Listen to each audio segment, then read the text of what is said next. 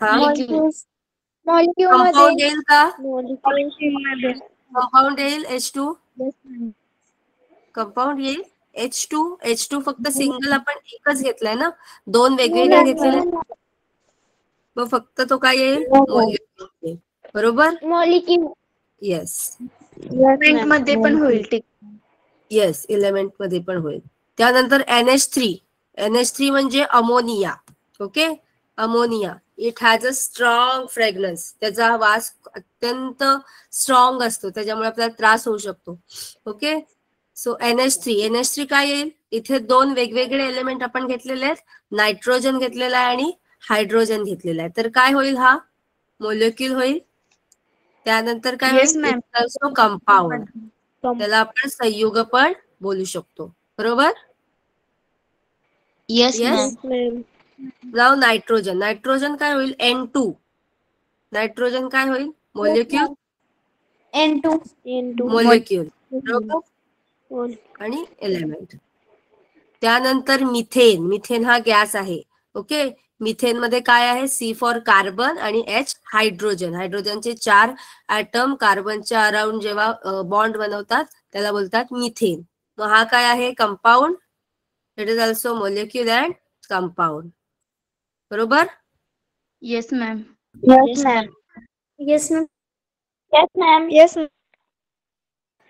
त्यानंतर आहे अर्गॉन काय आहे? अर्गॉन इज द गॅस बरोबर. अर्गॉन is the gas. Yes ma'am हा मग काय सिंगल आहे बरोबर. मग हा काय होईल? फक्त ॲटम बरोबर. हा काय होईल? ॲटम येईल. आणि is a single type of atom कारण त्याला आपण काय 2-3 लिहिलेलंच नाहीये बरोबर. हा सिंपल ॲटम आहे आणि एलिमेंट आहे. ओके त्यानंतर निऑन पण काय आपण सिंगलच लिहिलेला आहे त्यामुळे इट इज ऑल्सो ॲटम म्हणजे अणू. त्यानंतर सिंगल टाइप ऑफ ॲटम आणि तो पण काय येईल? एलिमेंट. आणि लास्टला Cl2 क्लोरीन काय येईल? मोलेक्युल कारण 2 आपण एलिमेंट घेतलेले आहेत त्याचे बरोबर. येस मॅम ओके समजलं. कंपाऊंड आणि मोलेक्युल मधला तुम्हाला फरक समजला?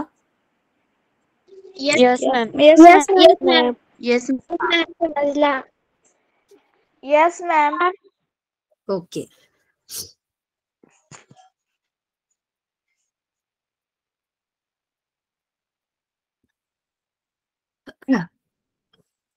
आता फर्स्ट बघा लेअर कसे असतात. फर्स्ट सबस्टन्स किंवा मॅटरच्या खाली आपण गेलो आतमध्ये गेलो तर आपल्याला काय भेटतील? मोलेक्युल्स. ओके आणि मोलेक्युल्सच्या आतमध्ये आपण गेल्यानंतर आपल्याला भेटतो ॲटम. ओके सर्वात पहिले काय येणार? तुमचं द्रव्य मॅटर म्हणजे सबस्टन्स. ओके सबस्टन्स नंतर त्याच्यामध्ये सबस्टन्स कशापासून बनलाय? मोलेक्युल्स पासून. आणि मोलेक्युल्स कशापासून बनलाय? ॲटम पासून. समजलं layer? Yes ma'am Yes, first layer is the substance. Substance is made up of molecule and molecule is made up of atom. Okay? Substance म्हणजे द्रव्य कशापासून बनलंय? रेणूंपासून. आणि रेणू कशापासून बनलाय? अणूंपासून. समजलं? ही मेन थेरी ही बेसिक कन्सेप्ट. ओके सो आता फर्स्ट ह्याच्या जेव्हा ऍटम्सचा शोध लागायची सुरुवात झाली बरोबर. मग पहिला शोध लागला. पहिली थेरी जी मांडली कारण पहिले सायंटिस्ट लोक काय करतात? एक्सपेरिमेंट करून बघतात त्याची थेरी मांडतात आणि नंतर त्याचा आपण ती थेरी अप्रूव्ह झाल्यानंतर ते आपण डेली लाईफ मध्ये अप्लाय करतो. ओके कारण बघा रिसर्च पेपर जेव्हा एखादा सायंटिस्ट जेव्हा रिसर्च करायला जातात त्यांचे काय असतात? पहिले रिसर्च पेपर असतात. पहिले ते राईटअप तयार करतात.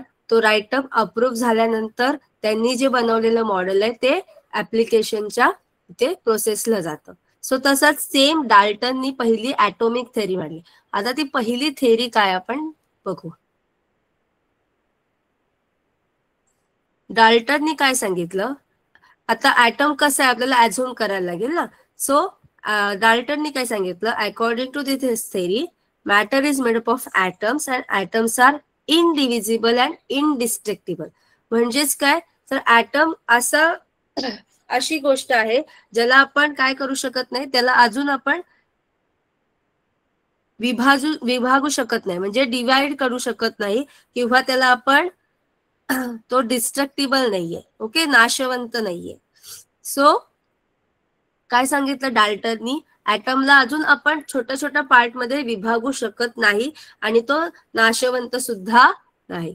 So all atom of an element are like, while different element have a different atom with different mass. म्हणजे प्रत्येक अणूंचं, प्रत्येक मूलद्रव्याचं काय असतं, वेगवेगळं वस्तुमान असतं. बरोबर, प्रत्येक मूलद्रव्याला वस्तुमान, मास म्हणजे काय तर वस्तुमान असतं. Yes, ma'am. Yes, ma'am. Yes, ma'am. Yes, ma'am. Yes, ma'am.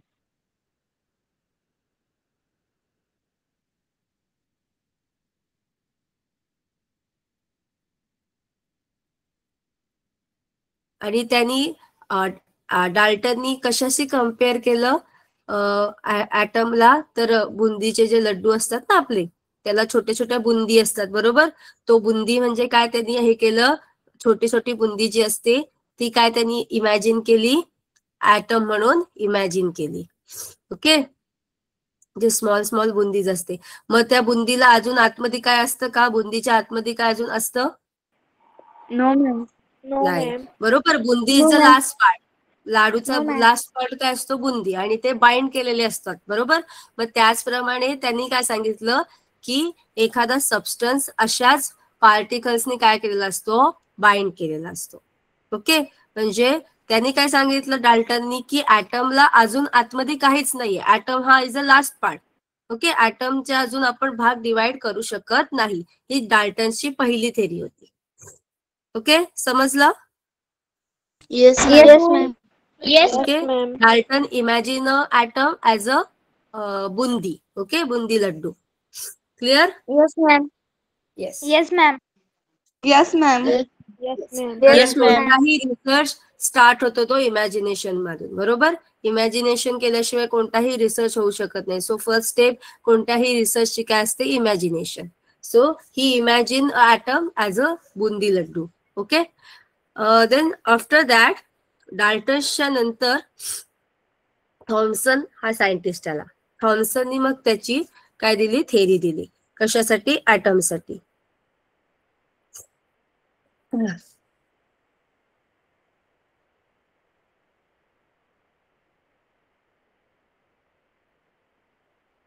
अच्छा, थॉम्सननी जी थेरी दिली त्यानुसार डाल्टन्सची थेरी मागे पडली. आता आपण डाल्टन्सची थेरी फॉलो करत नाही. ओके, आपण दुसरी थेरी फॉलो करतो. पण ज्या थेरी मागे पडल्या, ज्या थेरी एक्सेप्ट नाही झाल्या, त्या थेरीज आपण आधी बघणार आहोत की कशी कशी थेरी ही पुढे पुढे होत झाली. तर फर्स्ट थेरी कोणी दिली, डाल्टन्सने, डाल्टन्स ॲटॉमिक मॉडेल. आता सेकंड थेरी दिली जे थॉम्सन या सायंटिस्टने. त्यांनी काय सांगितलं,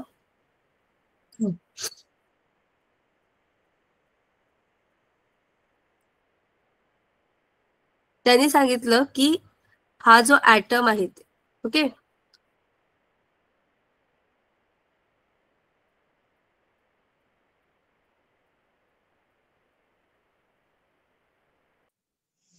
मॅम तुमचा आवाज येत नाही. मॅम तुमचा आवाज येत नाही. आहे. मॅम आवाज येत नाही. हो हो, थांबा सांगते. मॅम आला आता आवाज. हा, तर थॉम्सनने काय सांगितलं, Thomson charge particle inside an atom has a mass. म्हणजे त्यांनी इमॅजिन केलं की तिथे काहीतरी निगेटिव्हली चार्ज पार्टिकल आहे आणि त्याला त्यांनी नाव दिलं इलेक्ट्रॉन. असंच इमॅजिन केलं आणि त्यांनी काय नाव दिलं, इलेक्ट्रॉन. बरोबर, कॉमनली सबस्टन्स आपण सगळे कसे आहोत, न्यूट्रल आहोत ना, का निगेटिव्हली चार्ज किंवा पॉझिटिव्हली चार्ज आहोत.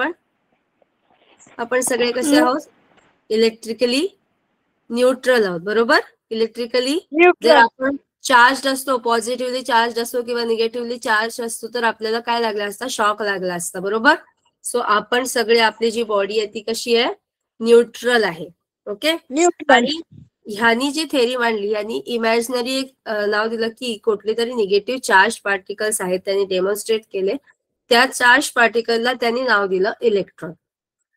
त्याच्या मॉडेलला बोलतात प्लम पुडिंग मॉडेल. आता तुम्हाला पुडिंग माहितीये कसं करतो आपण, पुडिंग हा शब्द ऐकलाय, पुडिंग बनवतो आपण, त्याच्यामध्ये पार्टिकल्स असतात. पुडिंग ऐकलंय तुम्ही कधी? No ma'am. No ma'am. No ma'am. No ma'am ma'am. काय राहत ते? No ma'am. पुडिंग म्हणजे एक दुधापासून बनवलेला पदार्थ असतो. त्याच्यावरती त्याच्यामध्ये वेगवेगळे जे असे ड्रायफ्रुट्स वगैरे टाकलेले असतात ना, तशा प्रकारचं ते दिसतं. तर त्याच्यानुसार त्यांनी इमॅजिन केलं की हे ऍटम कसा असेल, तर ऍटम इज लाईक हा बघा इथे जसा तुम्हाला दिसतोय, ओके, तसा ऍटम असेल आणि त्याच्यामध्ये काहीतरी असे पार्टिकल्स आहेत. तेव्हा पॉझिटिव्ह पार्टिकल्सचा शोध लावला नव्हता. त्यांनी जो अगोदर दिला त्यांनी काय सांगितलं की इकडे सगळीकडे पार्टिकल्स काय झालेले, डिस्ट्रीब्यूट झालेले आहेत, ओके, आणि त्याच्यामध्ये निगेटिव्हली चार्ज काय आहेत, एम्बेडेड आहेत. म्हणजे हा पूर्ण, आता सपोज हे बनवलं मी पुडिंग, ओके, पुडिंग लाईक आपण जे दुधाचं हे बनवतो ना, मॅम गोड पदार्थ. हा, सपोज जर तुम्ही पुडिंग जाऊ दे, जर तुम्ही केक सपोज हे केला, ओके, तर केकची जी पूर्ण क्रीम आहे, ओके, पूर्ण क्रीम आहे, त्यांनी इमॅजिन केलं की पूर्ण जी क्रीम आहे ती पूर्ण पॉझिटिव्हली चार्ज आहे, ओके, पूर्ण पॉझिटिव्हली चार्ज आहे. आणि त्याच्यामध्ये सपोज तुम्ही रव्याचा शिरा घेतलाय वाटीत एका, ओके, तर तुमची वाटी फुल भरलेली आहे रव्याच्या शिऱ्याने. तो पूर्ण रव्याचा जो शिरा आहे तो व्हाईट कलरचा आहे आणि तो काय पॉझिटिव्हली चार्ज आहे, ओके, काय तो पॉझिटिव्हली चार्ज गोल वाटी आहे आणि तो पॉझिटिव्हली चार्ज आहे. आणि त्याच्या मध्ये जर तुम्ही मनुके टाकलेत, एक एक मनुका टाकला, तर तो मनुका काय आहे, निगेटिव्हली चार्ज. समजलं, लक्षात येत आहे? Yes ma'am. तुम्ही काय केलं, Yes, एका ma'am. वाटीत पूर्ण रव्याचा शिरा भरलेला आहे, तो पूर्ण रव्याचा Yes, शिरा ma'am. काय आहे, पॉझिटिव्हली चार्ज आहे. आणि त्याच्यात तुम्ही थोडे मनुके एम्बेडेड म्हणजे मनुके ठेवलेत त्याच्यामध्ये, ते मनुके त्यांनी काय इमॅजिन केले, इलेक्ट्रॉन. ओके, समजलं? येस समजलं? मॅम. हा. Yes, ma'am. Yes, Yes, ma'am. Yes, ma'am. Okay, so हे कोणाचं इमॅजिनेशन होतं, थॉम्सनचं. Okay, okay clear? Ma'am. Okay ma'am. त्याच्यामुळे म्हणजे जेवढे पॉझिटिव्हली चार्ज आणि निगेटिव्ह चार्ज दोन्ही त्याच्यामध्ये आहेत आणि त्याच्यामुळे ऍटम काय झाला, इलेक्ट्रिकली न्यूट्रल. ओके, आता नेक्स्ट थेरी कोणी दिली, आता इथे लक्ष द्या. थॉम्सननी काय सांगितलं, बुंदीज लड्डू. आणि जे डाल्टननी काय सांगितलं, बुंदीज लड्डू. आणि जे थॉम्सनचं मॉडेल होतं ते कुठलं होतं, प्लम पुडिंग मॉडेल. समजलं? Yes ma'am. Yes, ma'am. Yes ma'am. दोघांमधलं कम्पॅरिझन समजलं तुम्हाला? Yes ma'am. Yes ma'am. Yes, ma'am. डाल्टननी काय सांगितलं की जो ऍटम आहे तो आपण नेक्स्ट मध्ये डिव्हाइड करूच शकत नाही. पण तेच थॉम्सननी काय इमॅजिन केलं की तो जो ऍटम आहे तो पूर्ण काय इमॅजिन केला, तो एक ऍटम म्हणजे आपण वाटीमध्ये भरलेला रव्याचा शिरा आणि त्याच्यामध्ये ते काय पसरलेले सगळे पॉझिटिव्ह चार्ज आणि त्याच्यामध्ये आपण काय इन्सर्ट केले, निगेटिव्ह चार्ज. बरोबर, समजलं? Yes ma'am. Yes, ma'am. Yes, ma'am. Yes ma'am. Yes. आता Yes, नेक्स्ट ma'am. थेरी आली ती रुदरफर्डची. ओके, तर रुदरफर्डनी एक मोठा एक्सपेरिमेंट केला. ह्या दोघांच्या ज्या थेरी होत्या त्या पूर्ण इमॅजिनेशनवर होत्या. ओके, की पॉझिटिव्ह चार्ज असते. आता कसं आहे, पूर्ण लेअर आपला कुठला आहे, पॉझिटिव्ह चार्ज आणि त्यात थोडे थोडे निगेटिव्ह चार्ज आहे. आता रुदरफर्डनी काय केलं, न्यूक्लिअर मॉडेल ऑफ ऍटम, त्यांनी एक एक्सपेरिमेंट केला.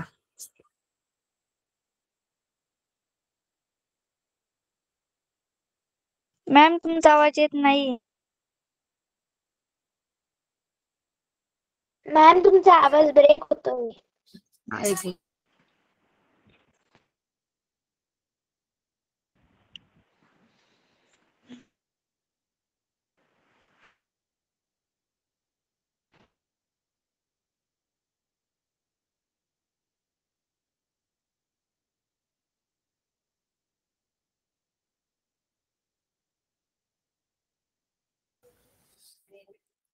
ओके, आता रुदरफर्डनी काय केलं, एक काय केलं, फॉईल बनवली. फॉईल म्हणजे माहितीये एक पातळ पत्रा बनवला. ओके, माहित आहे.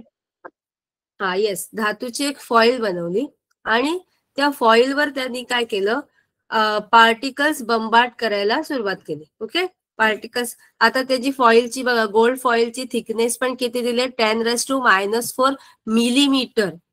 म्हणजे मिलीमीटर म्हणजे किती, 10⁻³ आणि हा दिला 10⁻⁴. सो टोटल किती झाला, 10⁻⁷ मीटर. म्हणजे किती एकदम थीन असेल तो, बरोबर, तो पत्रा. आणि त्याच्यावर काय बंबार्ड केलं त्यांनी, अल्फा पार्टिकल बंबार्ड केले. अल्फा पार्टिकल म्हणजे लक्षात घ्या,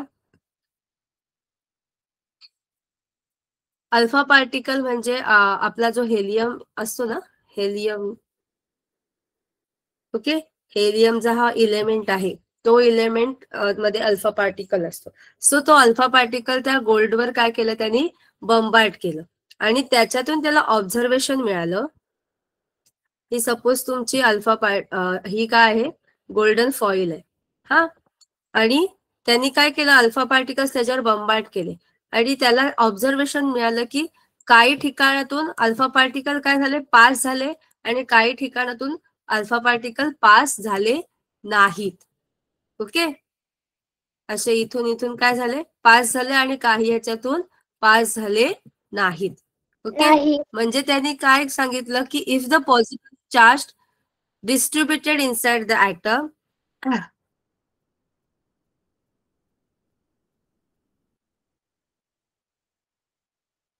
मॅम आवाज येत नाही तुमचा. मॅम आवाज येत नाही. त्याला एक्सपेक्ट काय होतं, त्याला एक्सपेक्ट होतं की ते जर पॉझिटिव्हली चार्ज, कारण ह्यांनी काय सांगितलं होतं आपल्याला, थॉम्सननी काय सांगितलेलं की पॉझिटिव्हली चार्ज पूर्ण पसरलेले आहेत ना, आणि अल्फा पार्टिकलकडे पॉझिटिव्ह चार्ज असतो. आणि दोन सेम चार्ज काय करतात नेहमी, दोन सेम चार्ज अट्रॅक्ट होतात का हे होतात, रिपल्स होतात. सेम चार्ज मध्ये काय होतं, रिपल्शन होतं, बरोबर. आणि यांनी काय सांगितलेलं आपल्याला थॉम्सननी की सगळीकडे पसरलेले आहेत ना, पॉझिटिव्ह चार्ज जास्त आहेत, सगळीकडे पसरलेले आहेत. मग रुदरफर्डला एक्सपेक्ट काय होतं, अल्फा पार्टिकलकडे पॉझिटिव्ह चार्ज असतो. मग आपण जेव्हा अल्फा पार्टिकल त्याच्यावर बंबार्ड करतोय तर तो रिपल्स होऊन रिफ्लेक्ट व्हायला पाहिजे होता, बरोबर, ना की त्याचा अट्रॅक्ट व्हायला पाहिजे, बरोबर. पण त्याच्यातून पास झाले याचा अर्थ त्यांनी काय केलं, अट्रॅक्ट केलं. म्हणजे तिथे काहीतरी अपोजिट चार्ज असणार, बरोबर. क्लिअर आहे मॅम दिसत नाहीये. Yes ma'am. मॅम स्क्रीन दिसत नाहीये. काय दिसत नाहीये, दिसत नाहीये. दिसतीये. दिसते स्क्रीन, दिसत नाहीये. दिसतीये मॅम. दिसते मॅम. ओके. मॅम आता दिसतीये. मॅम आता दिसते.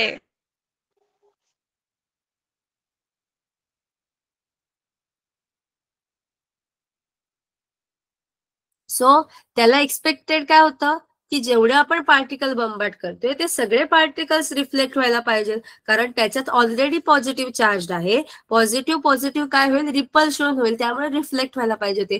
पण असं न होता काय झालं, त्यातले फ्यू पार्टिकल्स हे काय झाले, त्याच्यातून स्ट्रेट पास झाले. ओके, आणि थोड्याच small number of alpha particles त्यातनं काय झाले, डिफ्लेक्ट झाले.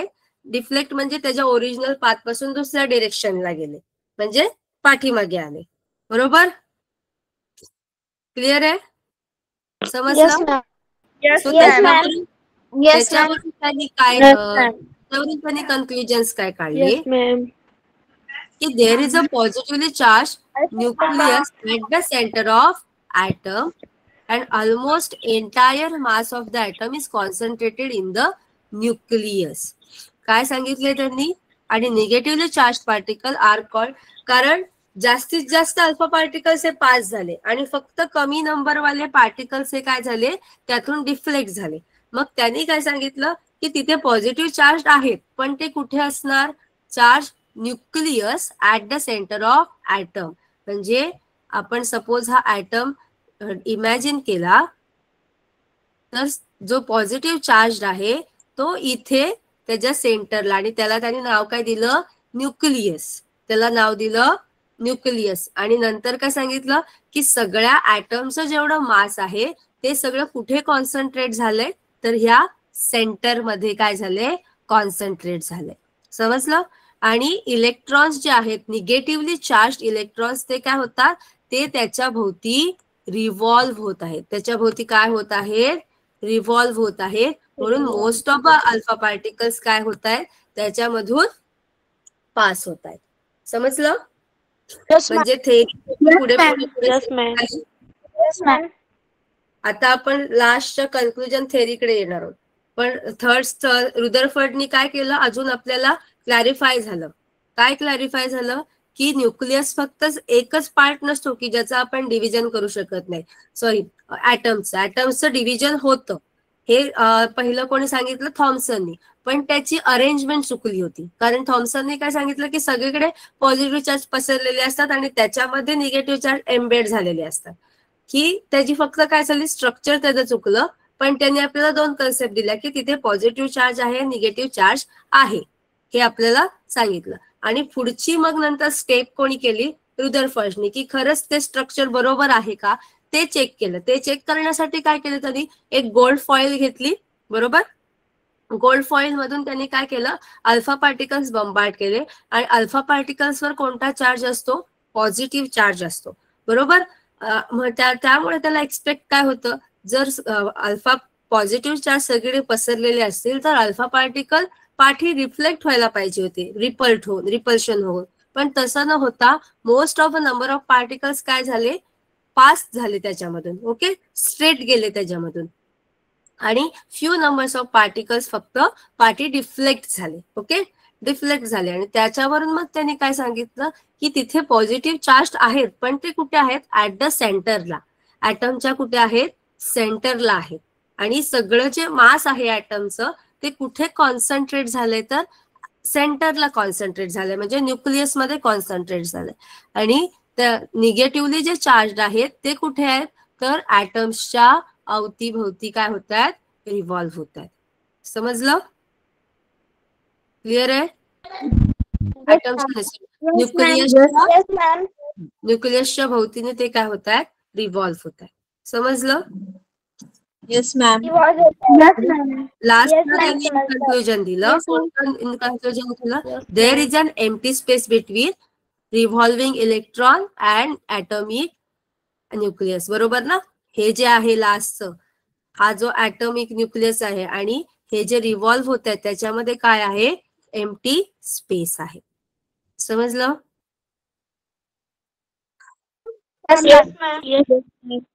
Yes ma'am.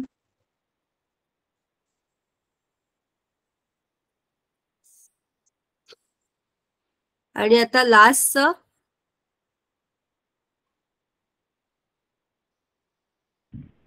जो आपण फॉलो करतो तो बोहर स्टेबल ऍटॉमिक मॉडेल. आपण जो ऍटॉमिक मॉडेल हे करतो, कारण रुदरफर्डनी ऑलमोस्ट सगळ्या थेअरी काय केलेल्या असतात, क्लिअर केलेत. म्हणजे आपली जी ऍटमची कन्सेप्ट आहे ती काय केलेली आहे, क्लिअर केलेली आहे. पण आता आपल्याला काय की ते जे इलेक्ट्रॉन रिव्हॉल्व्ह होतात ते ऍक्च्युली कसे रिव्हॉल्व्ह होतात, त्यांची एनर्जी काय आहे, त्या सगळ्या गोष्टी आपल्याला एकदम डिटेलमध्ये हव्या होत्या.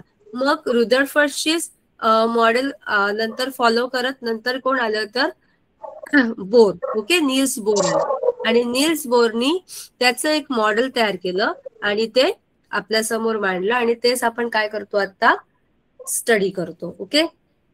तर आता नील्स बोरनी काय सांगितलं, नील्स बोरनी काही पॉस्ट्युलेट दिले. पॉस्ट्युलेट म्हणजे काय, तर पॉस्ट्युलेट म्हणजे काय, तर एक तत्व दिली, प्रिन्सिपल्स असतात ना, आधार तत्वे. म्हणजे त्यांनी ह्या सगळ्याचा काय घेतला, आधार घेतला. बरोबर. रुदरफर्डच्या मॉडेलचा काय घेतला, त्यांनी एक आधार घेतला, रेफरन्स घेतला त्यांनी. बरोबर. आणि त्या रेफरन्सनुसार त्यांनी त्याचं मॉडेल काय केलं, आपल्या समोर मांडलं. आता त्यांनी काय सांगितलं, आपल्याला माहिती आहे, आता रुदरफर्डने सांगितलं की इलेक्ट्रॉन्स रिव्हॉल्व्ह होतात कशाभोवती, अराउंड द न्यूक्लियस. बरोबर. But Lai in the concentric circular orbit. आता ते ऑर्बिट कसं आहे, सर्क्युलर आहे. कसं आहे ऑर्बिट, कसं आहे, सर्क्युलर. हा मध्ये काय आहे, हा मध्ये तुमचं न्यूक्लियस आहे आणि त्याच्या भोवती इलेक्ट्रॉन्स कसे रिव्हॉल्व्ह होतात, सर्क्युलरली रिव्हॉल्व्ह होतात. बरोबर. समजलं? सो आणि Yes, ma'am. Yes, ma'am. हा विचारू शकता तुम्हाला. आजचा तुम्हाला होमवर्क लक्षात घ्या. होमवर्क मध्ये तुम्हाला पॉस्ट्युलेट्स ऑफ बोहर्स ॲटॉमिक मॉडेल लिहायचे. ठीक आहे. 3 पॉस्ट्युलेट आहेत आणि हे तुम्हाला पुन्हा 12th ला पण येऊ शकतात. 11th 12th ला हे पुन्हा आहेत. काय मॅम रिपीट करता? Postulates of Bohr atomic model. Mike off करा प्लीज.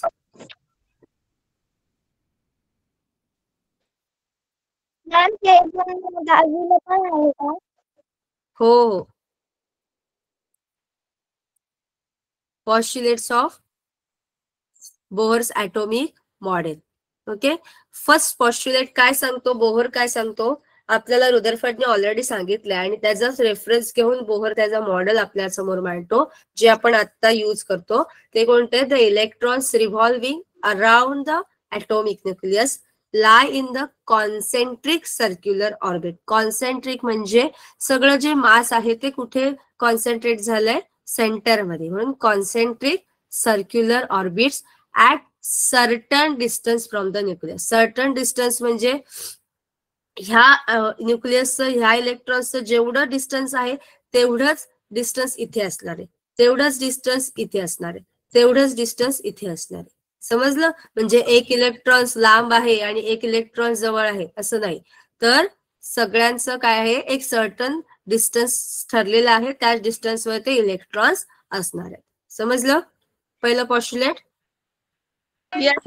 ओके. Yes ma'am. आता सेकंड पॉस्ट्युलेट. सेकंड पॉस्ट्युलेट काय आहे? Energy of electron is constant while is in a particular orbit. आता आपण हा इलेक्ट्रॉन आपण हा मध्ये काय काढला? न्यूक्लियस. आणि त्यानंतर ही ऑर्बिट त्याची काढली. बरोबर? प्रत्येकाला काय एकच ऑर्बिट नसते. जसे त्याचे एलिमेंट असतात तशी ती ऑर्बिट असते. त्याचा ॲटॉमिक नंबर असतो. प्रत्येक एलिमेंटचे ॲटॉमिक नंबर वेगवेगळे आहेत. बरोबर? सो आपण सपोज हा दुसरा काढला. बरोबर? आता इथे जेवढे इलेक्ट्रॉन्स असतील, सपोज इथे 2 इलेक्ट्रॉन्स आहेत, त्यांची एनर्जी काय असणार आहे? 2 इलेक्ट्रॉन्सची एनर्जी कॉन्स्टंट असणार आहे रिव्हॉल्विंगची. इथे जे इलेक्ट्रॉन्स असणार आहेत, जेवढे काही 4 इलेक्ट्रॉन्स सपोज इथे असतील, त्या 4 इलेक्ट्रॉन्सची एनर्जी काय असणार आहे? कॉन्स्टंट असणार आहे. काय असणार आहे? कॉन्स्टंट. आपण ह्याला काय बोलणार? ऑर्बिट बोलतात, त्याला शेल पण बोलतात.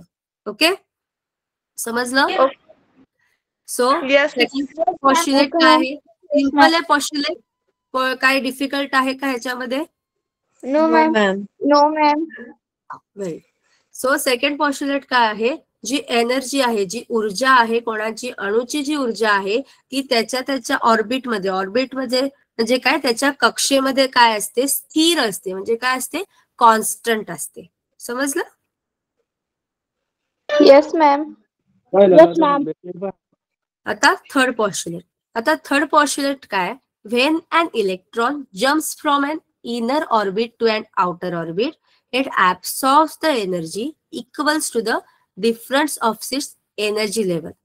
आता लक्षात घ्या, तुम्हाला सपोज तुम्ही स्टेअर्स चढताय. ओके, जिना चढताय. तुम्ही खालून जर वरती जायचं असेल तर तुम्ही काय कराल? एनर्जी ऍब्सॉर्ब कराल ना. म्हणजे तुम्हाला एनर्जी लागते ना, ऊर्जा लागते. जेव्हा तुम्ही जिने खालून वरती चढत जाल तेव्हा तुम्हाला एनर्जी लागते का तुम्ही एनर्जी देता? तुम्हाला ऊर्जा लागते ना, एनर्जी लागते. तुम्ही म्हणजे एनर्जी काय करता? ऍब्सॉर्ब करत राहता. बरोबर? Yes or no? Yes ma'am. Yes, ma'am. इलेक्ट्रॉनला जर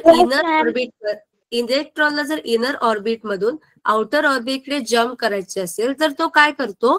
एनर्जी काय करतो? ऍब्सॉर्ब करतो. पण ती एनर्जी किती ऍब्सॉर्ब करतो? जेवढी त्या एनर्जी लेवल मधली. सपोज ह्याचा जर डिफरन्स असेल, ह्याची एनर्जी असेल 4 इलेक्ट्रॉन वोल्ट आणि ह्याची एनर्जी असेल 8 इलेक्ट्रॉन वोल्ट, तर ह्या दोघांचा डिफरन्स किती झाला? 4 इलेक्ट्रॉन वोल्ट. बरोबर?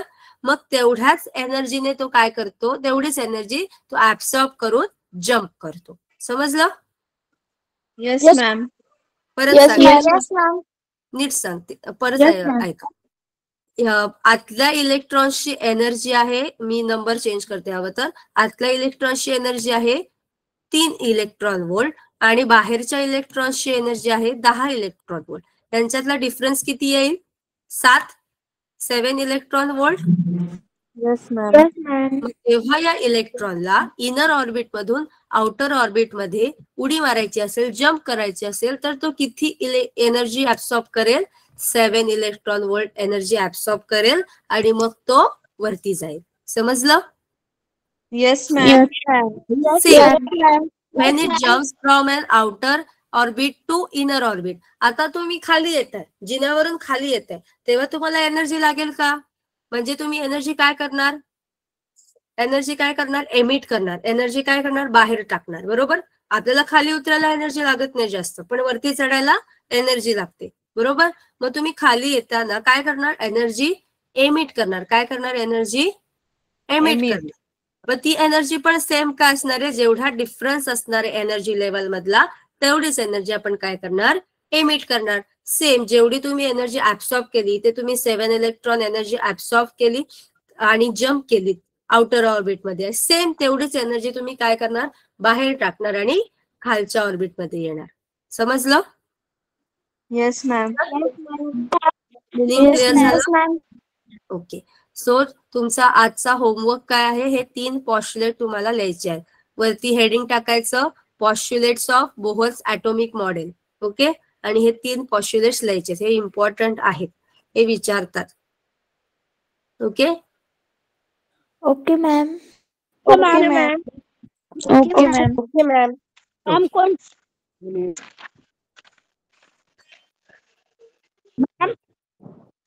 हे पॉस्ट्युलेट 3 पॉस्ट्युलेट पेज नंबर 30 आणि 31 लक्षात ठेवा.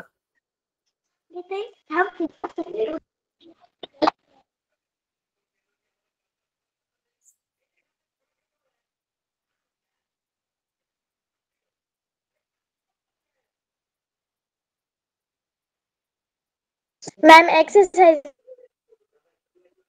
Ma'am, screen दिसत नाही. Ma'am, आवाज नाही येत. दिसते का screen? Yes Yes, ma'am. Yes ma'am. Yes, ma'am. तर इथे लक्ष द्या. Yes ma'am. आता इथे तुम्हाला पहिला क्वेश्चन विचारलेला आहे, what is the difference in the atomic models of Thomson and Rutherford? काय दोघांमधला फरक होता थॉमसन आणि रुदरफर्ड मधला? आपण परत रिवाइज करू. डाल्टननी काय सांगितलं? डाल्टननी कम्पेअर केलं ॲटमला बुंदीच्या लड्डू सारखं. म्हणजे बुंदीचा लड्डू एक काय आहे? रेणू आहे, मोलेक्युल आहे, आणि त्याच्यामध्ये वेगवेगळे ॲटम्स जे आहेत, म्हणजे त्या ॲटम्सला आपण अजून विभागू शकत नाही. पण ते काय झालं पुढे थॉमसनमुळे त्याचं जे ॲझम्पशन होतं ते काय निघालं? रॉंग निघालं. थॉमसननी त्या ॲटमला काय केलं? डिवाइड केलं 2 पार्टमध्ये, एक पॉझिटिव्हली चार्ज आणि निगेटिव्हली चार्ज.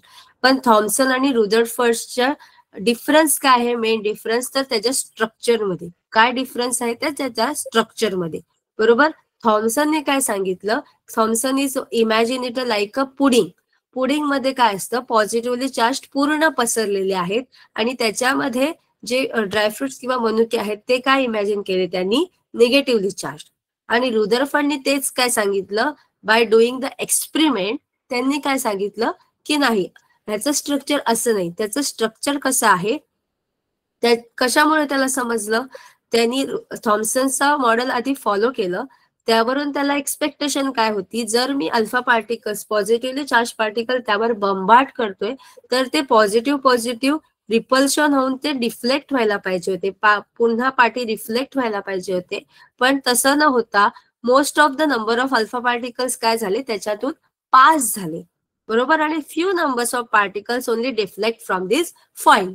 सो त्याच्यावरून त्यांनी त्या कन्क्लुजन काय काढलं की ह्याचं थॉमसननी जे आपल्याला स्ट्रक्चर सांगितलेलं आहे ते तसं नसून स्ट्रक्चर काय आहे? तर पॉझिटिव्हली चार्ज न्यूक्लियस आहे, जो ॲटमच्या सेंटरमध्ये आहे. बरोबर? आणि सगळं जे मास आहे ॲटमचं ते सेंटरमध्ये काय झालेलं आहे? कॉन्सन्ट्रेटेड झालेलं आहे, लक्ष केंद्रित झालेलं आहे. आणि निगेटिव्हली जे चार्ज आहेत ते पुडिंग सारखे नसून ते न्यूक्लियसच्या भोवती काय फिरतायत, गोल फिरत आहेत. ओके, न्यूक्लियसच्या भोवती ते रिव्हॉल्व्ह होत आहे.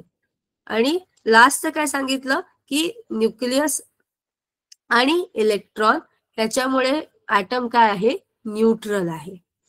त्यानंतर बरोबर समजलं दोघांचं कशामध्ये डिफरन्स आहे, तर मॉडेल मध्ये स्ट्रक्चर मध्ये.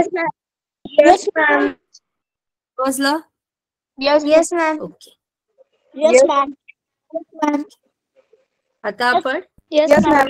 स्ट्रक्चर बघूया, ऍटमचं स्ट्रक्चर. आता आपल्याला फायनल स्ट्रक्चर भेटलेलं आहे. सो एक एक पार्ट आपण डिटेल मध्ये बघणार आहोत. Okay, atomic structure. आता आपल्याला पार्ट एक एक समजलेले आहेत.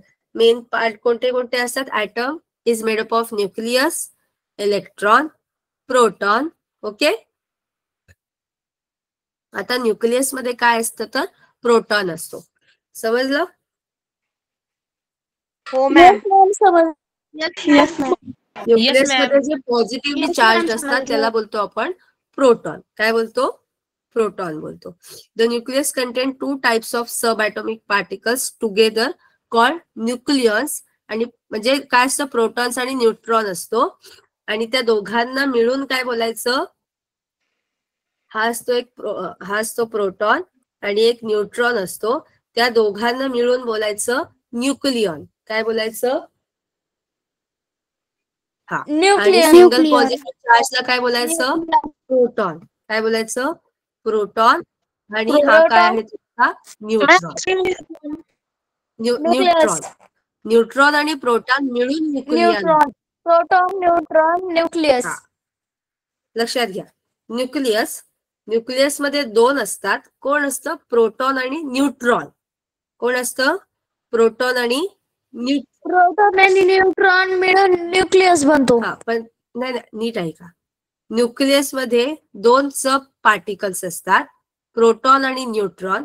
त्या पार्टिकल्सला आपण जर एकत्र केलं तर त्याला बोलायचं न्यूक्लियॉन्स. काय बोलायचं? न्यूक्लियॉन्स. ओके, समजलं? Yes, ma'am. न्यूक्लियस आणि न्यूक्लियस मध्ये कन्फ्युज होतं का?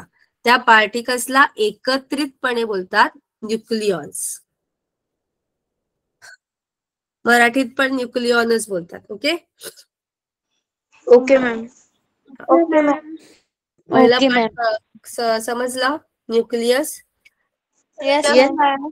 न्यूक्लियस मध्ये असतो प्रोटॉन आणि न्यूट्रॉन. सो आता आपण प्रोटॉन काय आहे?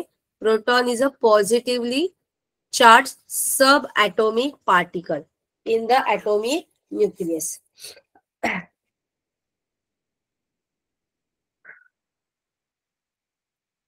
And it is represented by P. Okay, proton साठी आपण P वापरतो. सिम्बॉल काय वापरतो? P वापरतो. आणि it carries the positive charge. आणि त्याच्यावर तो चार्ज जो आहे, ही व्हॅल्यू तुम्हाला लक्षात ठेवायचे. 10th पर्यंत लक्षात ठेवायचे. जे सायन्स घेणार त्यांनी 12th पर्यंत लक्षात ठेवायचे. ही होल इव्हन दो जे इंजिनियर होणार आहेत, जे काय होणार आहेत, त्यांना फिजिक्सचा सब्जेक्ट असणार आहे. त्यामुळे ही व्हॅल्यू लक्षात ठेवायचीच आहे. Charge on a proton. प्रोटॉनवर आपण जो बोलतो पॉझिटिव्ह चार्ज आहे, तो चार्जचं तुम्हाला युनिट माहिती आहे? आपण कुलम मध्ये मोजतो. आपण बघितले ना करंट मध्ये. त्याच्यावर किती चार्ज असतो बघा? 1.6 × 10⁻19 कुलम. ओके, एवढा चार्ज असतो. मायनस, ह्याच्यात मायनस साइन दिसत नाहीये, थांबा. 1.6 × 10⁻19 कुलम. किती? -19 कुलम. 1.6 × -19 कोलम. हा, एका चार्जची व्हॅल्यू, पॉझिटिव्ह चार्ज. प्रोटॉनवर किती? एका चार्जची किती व्हॅल्यू आहे? 1.6 × 10⁻19 कुलम.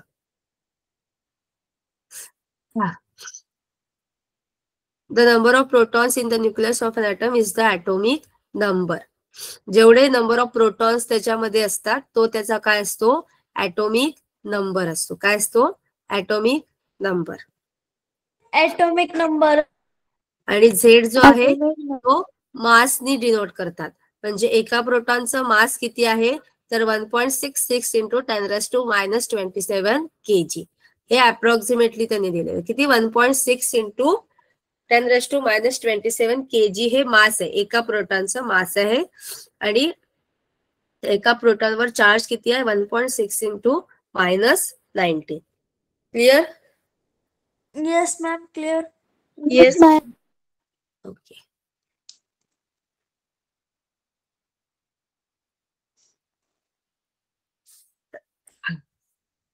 आता आज तुम्हाला एकच होमवर्क आहे सध्या, तो तेवढाच करायचा आहे. ओके. कोणता होमवर्क लक्षात आहे ना? पॉस्ट्युलेट्स ऑफ ॲटॉमिक मॉडेल. ओके. नंतर सेकंड क्वेश्चन लिहायचा आहे तुम्हाला. सेकंड क्वेश्चन नाही, फक्त ही व्हॅल्यू लिहून ठेवा. कुठली ही व्हॅल्यू? ही जी व्हॅल्यू आहे ती लिहून ठेवा. चार्ज ऑन पॉझिटिव्ह चार्ज किती आहे प्रोटॉनवर, ही व्हॅल्यू आणि मास ऑफ, या दोन व्हॅल्यू लिहून ठेवायच्या. ओके. या दोन व्हॅल्यू. Okay, ma'am. झाला? क्वेश्चन क्लिअर झाला सगळ्यांना? Yes, ma'am. ओके. आता हे आपल्याला बोहर्सनी जे दिलंय, ओके, हा पार्ट बोहर्सनी जे आपल्याला हे दिलंय, ओके, त्याला त्या शेलला, त्या ऑर्बिटला नाव आहेत. काय नाव आहेत? तर KLMN. पहिली जी शेल आहे त्याला बोलतात के शेल. त्यानंतर जी शेल येते ती एल शेल येते. दुसरी जी शेल आहे ती एल शेल, आणि नंतर येते, ओके, ह्याला जी ऑर्बिटला नावं दिली आहेत त्यांनी KLMN. ओके. रॅन्डमली त्यांनी नावं दिली आहेत KLM शेल. ओके. लक्षात ठेवा शेल कोणत्या आहेत. First shell is the P shell, second shell is the L shell, third shell is the M shell, आणि fourth shell is the N shell. Okay. आणि अजून एक सर्च करून ठेवा, फाइंड करून ठेवा. आपण आपल्याला नंतर 1 to 5 जे इलेमेंट आहेत, हायड्रोजन, हेलियम, लिथियम, ओके, हे जे 1 to 5, फक्त 5च इलेमेंट, जे पहिले 5 इलेमेंट आहेत त्याचे ॲटॉमिक नंबर लिहून ठेवा. आणि मला नेक्स्ट क्लासमध्ये सांगायचंय की हायड्रोजनचा ॲटॉमिक नंबर किती आहे, ॲटॉमिक मास नंबर किती आहे, हेलियमचा atomic number, atomic mass number किती आहे, हायड्रोजन, हेलियम, मग लिथियम येतो, लिथियमचा ॲटॉमिक नंबर आणि ॲटॉमिक मास नंबर काय आहे, ह्या गोष्टी सांगायच्यात. किती? फक्त पहिले 5 element. 1 to 5 element, hydrogen, helium, lithium. Clear? समजलंय? Yes, ma'am. ही गोष्टी मी तुम्हाला सांगितल्या postulates of Bohr atomic model. त्यानंतर काय सांगितलंय? 2 व्हॅल्यू लिहायच्या आहेत, मास ऑफ प्रोटॉन आणि चार्ज ऑन प्रोटॉन. आणि थर्ड तुम्हाला काय शोधायचंय? 1 to 5 एलिमेंट्सचे ॲटॉमिक नंबर आणि atomic mass number. Okay. Yes, ma'am. Okay. Bye. Yes, ma'am. Bye, ma'am. Good night. Good night, ma'am. Bye, ma'am. Good night. Bye, ma'am. Good night. Good night, ma'am. Good night, ma'am. बाय. Bye. Good night. Good night, ma'am. Good night, ma'am. Good night. Good night, ma'am. Good night, ma'am. Good night. Good night, ma'am. Good night, ma'am. Good night. Bye. Bye. Bye. Madam.